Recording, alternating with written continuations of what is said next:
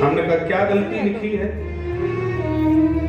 प्रथम चौपाई में गोस्वामी जी कह रहे हैं बंदहु गुरुपद पदम परागा। पदम, पदम माने क्या होता है? पर्यायवाची है कमल। क्या गुरुदेव के चरण और कमल की कोमलता बराबर है? बोले परमात्मा के चरण तो कमल जितने कोमल हो सकते हैं, पर संसार में जन्मे किसी गुरु के चरण कमल जितने कोमल नहीं हो सकते। और बोले जहां देखो वहां कमल से समता कर दी। नव कंज लोचन कंज मुख कर कंज पद कंजारुणम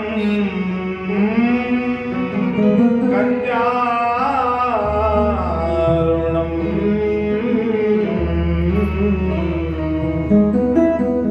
कंज माने भी कमल, पदम माने भी कमल। तो वो बड़ा अजीब व्यक्ति, मैंने उससे कहा भैया यहाँ गोस्वामी जी ने चरण की कोमलता की बात नहीं की है। फिर मैंने कहा गोस्वामी जी कह रहे हैं गुरुदेव और कमल, कमल और गुरुदेव के चरण दोनों एक जैसे हैं, कोमल नहीं है, पर कमल और गुरु जी के चरण एक जैसे हैं। कैसे एक जैसे हैं? मैंने कहा कमल कहाँ खिलता है जरा बताइए? कीचड़ में खिलता है। कीचड़ में खिलने के मात्र भी लेश मात्र भी कमल पर कीचड़ का कोई प्रभाव नहीं आता। ऐसे ही गुरु जी हैं, संसार के कीचड़ में हमारे आपके बीच में ही पैदा होते हैं, हमारे आपके घर में ही गुरु जी पैदा होते हैं। किसी संसारी के घर में ही तो गुरुदेव भगवान का जन्म हुआ है, लेकिन संसार का दलदल गुरु जी के ऊपर प्रभाव नहीं कर पाता है। गुरु जी अपनी साधना का प्रकाश कमल की तरह संसार में फैला देते हैं। ये गुरु और कमल की समता है। संसार का गुरु जी पे कोई फर्क नहीं पड़ता है। ये गुरु जी की समता है कमल से। तो बिना गुरु के काम बनेगा नहीं। अब एक बात और समझिए, शिक्षा गुरु अनेक होते हैं, दीक्षा गुरु एक होता है। जिससे हम मंत्र दीक्षा लेते हैं वो गुरु जीवन में एक बार ही बनाया जाता है। कभी कभी प्रश्न आता है कि महाराज जी हमारे गुरु जी बूढ़े थे और बोले 5 साल पहले वो मर गए, अब गुरु जी हम दूसरे गुरु बनाना चाहते हैं, क्या बना सकते हैं? तो गुरु यदि आपके जीवित हैं या मर गए हैं, लेकिन गुरु दूसरा नहीं बनाया जाता है। दीक्षा गुरु एक ही होता है। जो गुरु जी ने मंत्र आपको दिया है वो मंत्र कभी मरता नहीं है, और वो मंत्र ही असली गुरु है। तो उसी मंत्र को श्रद्धा पूर्वक जीवन भर आपको जाप करना चाहिए, वही मंत्र आपके कल्याण का मार्ग बनाएगा। लेकिन शिक्षा गुरु अनेक हैं, एक शब्द भी अगर कोई बताता है तो वह भी हमारा शिक्षा गुरु होता है। एक भी शब्द कोई बताए। दत्तात्रेय जी ने 24 गुरु बनाए। भागवत जी के 11 स्कंद में आता है, सबसे पहले दत्तात्रेय जी ने समुद्र को गुरु बनाया। समुद्र से क्या शिक्षा मिली माता भाई बहन जरा ध्यान से सुने। समुद्र में हजारों नदियां आती हैं तो बढ़ता नहीं है, और हजारों नदियां गर्मी में निकल जाती हैं तो समुद्र घटता नहीं है। गुरु बना लिया। संसार में हजारों प्रकार की खुशियां आए तो उछलना नहीं चाहिए, और गम के पहाड़ टूट जाएं तो हमको घबराना नहीं चाहिए। सुख में फूलो मती, दुख में भूलो मती। कृष्ण गोविंद गोपाल गाते चलो, मन को विषयों से हरदम हटाते चलो। कृष्ण गोविंद गोपाल गाते चलो। समुद्र को गुरु बना लिया। इसके बाद अग्नि को गुरु बनाया। देखो अग्नि क्या शिक्षा दे रही है, अग्नि जल रही हो वहां सूखी लकड़ी डालो वो भी जल जाएगी, हरी लकड़ी डालो अग्नि में वह भी जल जाएगी।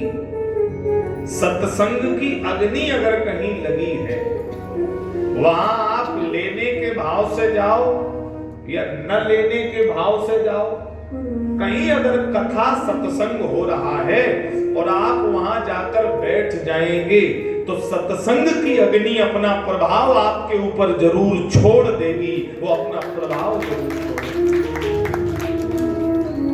अग्नि को गुरु बना लिया, एक वैश्या को गुरु बनाया।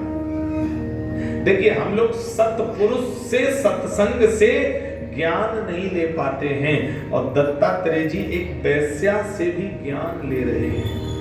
वैश्या से क्या ज्ञान मिल गया? सुबह से शाम तक श्रृंगार किए सजी धजी बैठी रहती है पर पुरुष के लिए, और एक दिन सजी धजी बैठी रही, दरवाजे पर कोई नहीं आया। वैश्या को बड़ी गिलानी हुई, सालों से मैं दुनिया के लिए सज रही पर ये दुनिया मेरी नहीं हुई, अगर एक बार मैं इतने मन से अपने गोविंद के लिए सज लेती तो वो गोविंद मेरा जरूर हो जाता। वैश्या को गुरु बना दिया। हाँ। इसके बाद बताया कबीर दास जी, उनकी झोपड़ी के बगल में एक वैश्यालय था, राजमहल था वैश्या का। तो वैश्या के भवन से कबीर को कोई दिक्कत नहीं है, पर कबीर जब भजन करते हैं तो वैश्या को बड़ी दिक्कत है। वैश्या ने अपने यारों से कबीर का घर जलवा दिया, झोपड़ी जलवा दी। झोपड़ी जली तो कबीरदास जी बाहर निकल के कीर्तन करने लगे। किसी ने कहा घर जल रहा हो तुम नाच रहे हो। कबीरदास जी मस्त हो गए और उस झोपड़ी में से इतनी आग निकली कि चिंगारी निकल करके वैश्या के राजमहल में गिरी जाके। तो देखते ही देखते वैश्या का राजमहल भी आग की लपेट में आ गया। कबीर नाचने लगे, बोले देखो इसके यारों ने मेरा घर जलाया था और मेरे यार ने इसका घर जला दिया। हिसाब था वो बराबर। राम मरे तो हम मरे, न हमरी मरे पलाए, अविनाशी की गोद में मरे न मारा जाए। कबीर धन्य है कबीर। कबीरदास जी कहते हैं भाव से, आप भी गुनगुनाइए। हाय रे चदरिया, हाय रे चदरिया, जेनी रे झीनी, झीनी रे झीनी रे झीनी, राम नाम रस, हरि नाम रस लीनी चदरिया, झीनी रे झीनी, राम नाम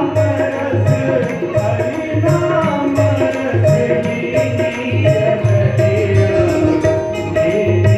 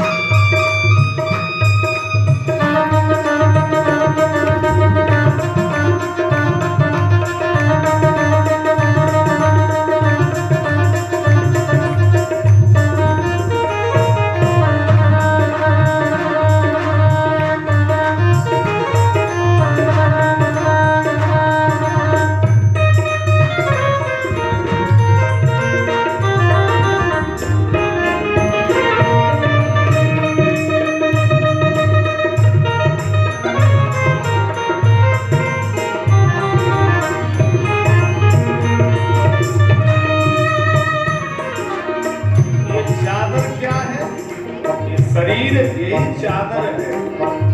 जब मेरी चादर बन घर आई, जब मेरी चादर बन घर आई, रंग रेज खोटी नीच धरिया, रंग रेज खोटी। ये रंगरेज कौन है? रंगरेज है गुरु। ये चादर कहाँ भेजी गई? रंगने विद्यालय में भेजी गई, गुरु जी के यहाँ भेजी गई। गुरु शब्द पे ही मैं चर्चा कर रहा हूँ। जब मोरी चादर बन घर आई, रंग रेज खोटी नीच धरिया, रंग रेज खोटी।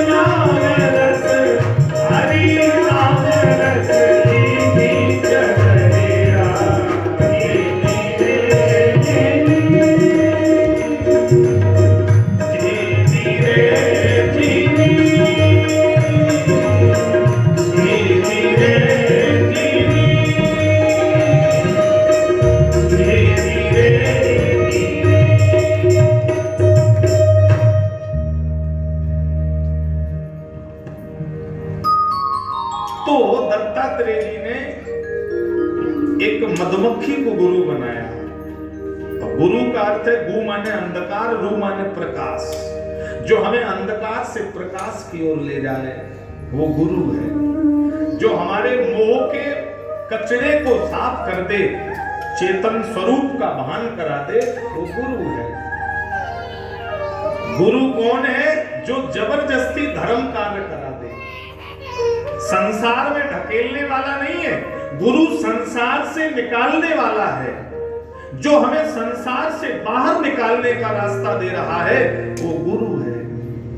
इसीलिए गुरु का संबंध लोक और परलोक दोनों का माना गया है। पति का संबंध यही नष्ट होगा, पत्नी भी यही छूट जाएगी, बच्चे परिवार सब, लेकिन मरने के बाद जिससे हमने दीक्षा दी है उस गुरु की साधना का तार हमारे साथ परलोक में भी जाएगा, वहां साथ गुरु का संबंध जाता है।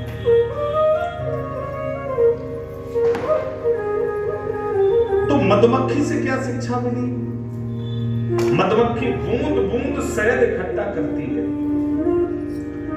मधुमक्खी में विशेषता है न किसी को खिलाती है और न खाती है। जब तक छत्ता बना के तैयार करती है, बहेलिया तोड़ करके सब शहद निकाल ले जाता है। दत्तात्रेय ने देखा तो गुरु बना लिया। अच्छा, ये मधुमक्खी से क्या शिक्षा मिली? यही हमारे आपके जीवन में है। एक एक रुपया कमा कमा करके, कितनी मेहनत मजदूरी करके, कितने टंट घंट करके, तब हम रुपया इकट्ठा करके मकान खरीदते हैं, प्लाट खरीदते हैं, खेत खरीदते हैं, जेवर बनाते हैं, बच्चों को पढ़ा लिखा करके बड़ा करते हैं। ना हम खाते हैं और न धर्म यज्ञ में हम किसी को खिलाते हैं। एक दिन काल रूपी बहेलिया हमारे ऊपर आक्रमण कर देता है और पूरा छत्ता यहीं पड़ा लोगों के लिए छोड़ करके चले जाते हैं। ये मधुमक्खी से शिक्षा मिली कि हम मधुमक्खी की तरह सारा छत्ता यहीं पड़ा छोड़ देते हैं। जैसे मधुमक्खी पूरा जीवन शहद के लिए निकालती है, वैसे ही परिवार को जोड़ने के लिए हम भी अपना व्यर्थ में पूरा जीवन, और ना हम धर्म कर पाते हैं और ना कर्म कर पाते हैं। धन की तीन गति है। धन की तीन गति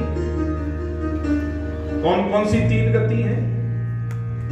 उत्तम गति है दान, मध्यम गति है भोग, और तीसरी है अधम।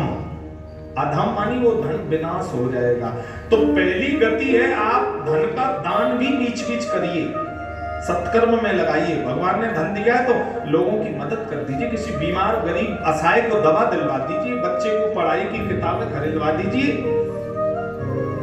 संत ब्राह्मणों का भोजन करा दीजिए। तो दान करने से धन टिकता है। यदि दान आपने नहीं किया तो दूसरी गति है भोग। तो भोग करो, अच्छे अच्छे कपड़े पहनो, अच्छी अच्छी गाड़ियों में घूमो, घर में सारी सुविधाएं, एसी लगाओ, सारी व्यवस्थाएं कर लो, उस धन का अपने ऊपर उपयोग करो। अच्छा, कुछ लोग ना दान कर पाते हैं ना भोग कर पाते हैं, लगे ही लगे मर जाते हैं, और तीसरी गति परमात्मा कर देता है, उस धन का विनाश हो जाता है। क्योंकि औलाद शराबी निकल गई, 6 साल में उसने साहब बाप की संपत्ति बेच डाली, तो वो विनाश परमात्मा कर देगा। यदि आपने इन 2 गतियों पे ध्यान नहीं दिया तो तीसरी गति अपने आप हो ही जाती है। तो मधुमक्खी से शिक्षा मिली कि बहुत ज्यादा धन संचय नहीं करना चाहिए, बहुत ज्यादा जोड़ और तोड़ में दिमाग न लगाना चाहिए। मनुष्य की 3 आवश्यकताएं हैं, रोटी, कपड़ा और मकान। यही 3 चीजें तो हैं, और ये 3 चीजें हर व्यक्ति में है, फिर भी मरा जा रहा आदमी, फिर भी शांति नहीं है। भाई रोटी भी मिल रही, कपड़ा भी है, मकान भी है, छत भी है, हाँ, फिर टेंशन किस बात की है? क्योंकि हम जोड़ने के चक्कर में लगे हैं कि हाय आपाधापी हम और कर लें और कर लें। इसके बाद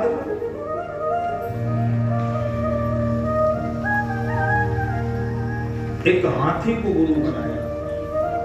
हाथी से क्या शिक्षा मिली? आसाम में कभी आप जाएं, आसाम के जंगल में हाथी बहुत पाए जाते हैं। लोग बड़ा सा गड्ढा खोदते हैं, ऊपर से लकड़ियों से उसे ढक देते हैं, और गड्ढे पे काठ की प्रिंट की हुई हथनी का चित्र रख देते हैं। हाथी इतना कामांध जीव है, काठ की प्रिंट की हुई हथनी के लिए कामांध होकर के भागता है। जैसे ही गड्ढे पे चढ़ता है तो लकड़ियां टूट जाती हैं, ये गड्ढे में गिरता है, सांकरों में लोग पकड़ ले जाते हैं। तो दत्तात्रेय ने गुरु बना दिया। संसार में भी ऐसे तमाम गड्ढे खोदे हैं, अगर असंयमता का परिचय दे दिया तो ऐसे गड्ढे में गिरोगे कि पुरखे भी मुंह दिखाने लायक नहीं बचेंगे। हाथी से संयम सीखने की शिक्षा हमें मिल रही है। उस दिन भी कहा था, धन गया तो कुछ गया, स्वास्थ्य गया तो बहुत कुछ गया। धन गया तो कुछ गया, स्वास्थ्य गया तो बहुत कुछ गया, और जिसका चरित्र चला गया तो उसका सब कुछ चला गया, फिर कुछ भी नहीं बचा है। इंग्लिश के शेक्सपियर ने कहा है, character fit man is a rich man. चरित्र की पूंजी है वही शक्तिमान है, उससे बड़ा धनवान इस संसार में कोई नहीं है। हमारे सनातन संप्रदाय में हमारे गुरुजनों के द्वारा हम लोगों को बताया जाता है कि 2 चीजें अगर किसी के पास है तो उससे बड़ा सफल इस संसार में कोई नहीं है। एक तो हाथ का साफ हो और महाराज चरित्र का पक्का हो। तो जिसके अंदर ये 2 चीजें हैं वो मिट्टी को भी पकड़ेगा तो वह भी सोना बन जाएगा, इतना तेज उसके अंदर आ जाता है। गोस्वामी जी कह रहे हैं, जननी समझा न है पर नारी,